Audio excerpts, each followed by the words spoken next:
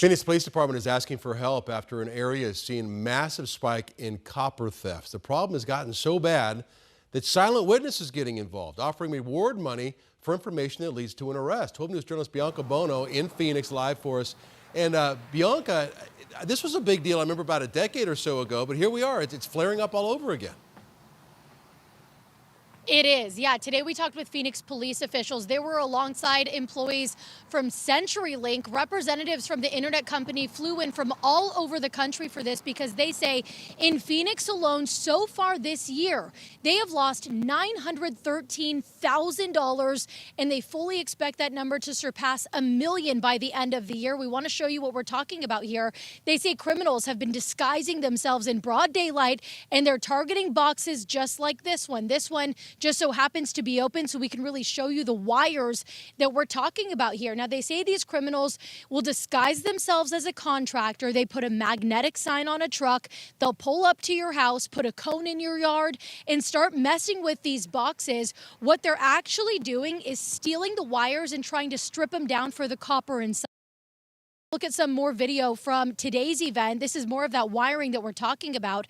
Officials say with the wiring in one of these boxes, copper is worth about $4 a pound right now. So someone could resell it for a maximum of $80. It costs CenturyLink nearly $7,000 to repair. Police say this is also a public safety concern because cutting the wrong box could lead to major outages. We're talking 911 systems, hospitals, etc. Now, this is a nationwide problem, and CenturyLink said during a recent incident in Washington, a nearby hospital and prison were impacted. Now, as they turn to the public for help, they are also installing GPS monitors randomly inside many of their boxes in an effort to catch the criminals doing this. Take a listen. I ain't got to get lucky but once. And when I get lucky once, I'm going to get you and your buddy and your buddy's buddy and your girlfriend and whoever else is involved in this, and you're going to jail. And thankfully, one of the things that was enacted was making this crime a felony in Arizona. That's going to help. Now, here are some photos of recent incidents of copper thefts here in Phoenix where you can see a white truck pulled up next to one of those boxes.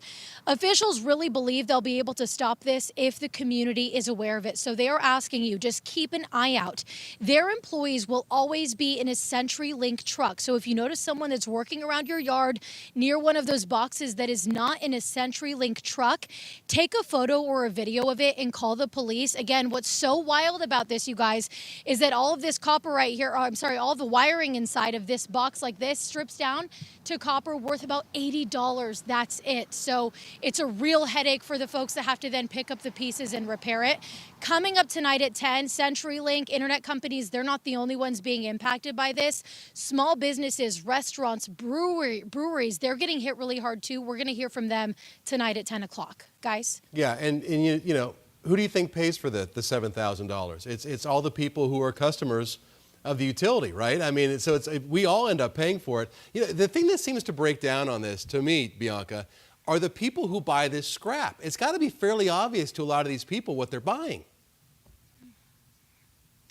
Absolutely, and that's another piece of this puzzle here. I will tell you that today during the press conference, they talked about a law that was recently passed in Minnesota that addresses that exact problem. Essentially, it requires some sort of a license when it comes to resold copper. They said they saw an almost immediate impact with the problem there.